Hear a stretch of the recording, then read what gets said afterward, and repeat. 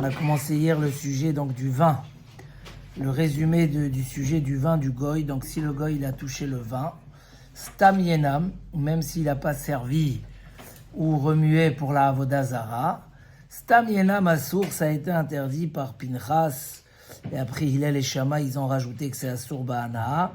Comment le vin devient interdit? Une bouteille fermée que le goy attrape, elle ne devient pas interdite. C'est rien que d'abord, que le goy, il touche le vin. Donc il a la kavana, il faut qu'il ait la kavana de toucher le vin. Que le goy sache que c'est du vin. Et qu'au moment où il le touche, il n'est pas occupé dans autre chose. Ça veut dire qu'il y a besoin quand même qu'il sache qu'il touche du vin pour interdire le vin. Après, une fois qu'il a touché, peu importe avec ses mains ou avec ses pieds, il faut que, il remue le vin ou il touche le vin lui-même dans la bouteille, ou bien il remue la bouteille, il bouge la bouteille, et que l'ustensile soit ouvert. Donc en fait, c'est l'accès au vin qui interdit le vin. Donc soit en touchant le vin lui-même à l'intérieur, soit une bouteille ouverte quand il a remué. Donc c'est ce qui interdit le vin. Après, dans le vin, il y a des khumrot, puisqu'on considère que c'est aussi un inyan qui touche à la côté mystique des choses. Il y a par exemple qui sont machmirim, qui n'est pas reiyat goy, même pas qu'il ait vu le vin. Mais ça, c'est une grande khumra. En soi, il faut faire déjà attention à ça. Ceux qui sont mechalelim shabbat, befaresia en public, ou moumarim, ceux qui ont rejeté la Torah. Alors eux aussi interdisent le vin. Pourquoi? Parce que celui qui est mechalel shabbat en public, c'est comme un oved avoda zara. C'est comme si qui fait de l'idolâtrie. Donc, il va interdire le vin en le touchant. Ou celui qui ne croit pas dans les paroles des chachamim, c'est aussi dans cette catégorie-là.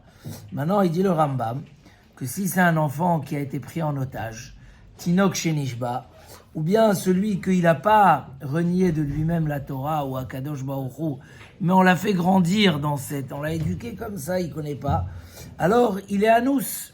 C'est un cas de force majeure et ça ne s'appelle pas qu'il est comme un oved avoda zara. Comment sont considérés les chilonim aujourd'hui?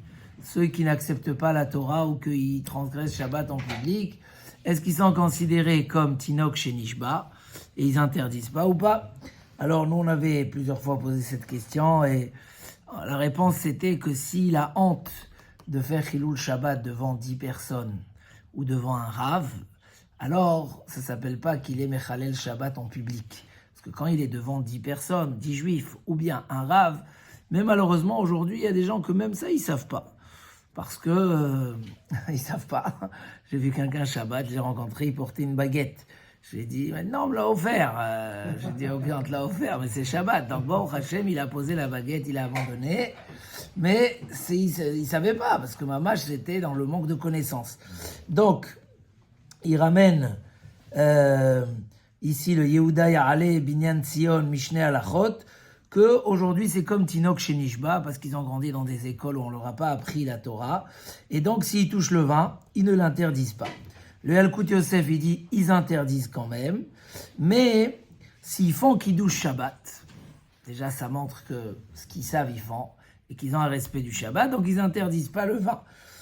Tshuvot ve'anagot, c'est Rav Strandbuch, il dit, lui il est un peu mahmir, et le Hakashrut, il dit que s'ils sont ils font Kiddush, ils montrent qu'ils sont mitrazkim, ils veulent faire des mitzvot, etc.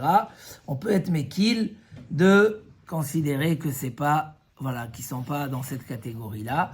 Mais si quelqu'un il a dépassé toutes les catégories, c'est sûr qu'il faut éviter de le laisser toucher le vin. Hazak que tout l'Am Israël yachzor, bitshuva shlema, amen, ken yeh ratzon.